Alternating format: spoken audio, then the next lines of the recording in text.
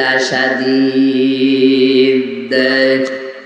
সূরা ইব্রাহিমে আল্লাহ বলেন, আমি মাইক হাতে নিয়ে ঘোষণা দিচ্ছি, একটা এলান শোনো। এই ভালো করে খেয়াল করো, আল্লাহ নিজে যেন মাইক হাতে নিয়ে নেমে পড়েছেন ময়দানে, যে একটা ঘোষণা শোনো, একটা এলান শোনো।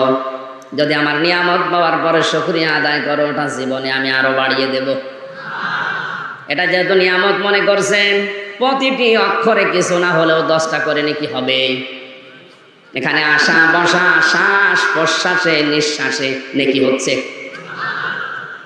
হয়তো নেকি শব্দ শোনার পরে এখন কদর মনে হচ্ছে না, মর্যাদা কি এটা বুঝতে পারছি না। চোখ বন্ধ হয়ে গেলেই মানুষ টের পাবে, টাকার মতো এটা দরকার হবে।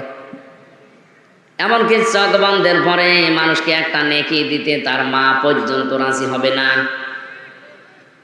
সূরা আবাসার তাফসীরে আছে, ইয়াউমা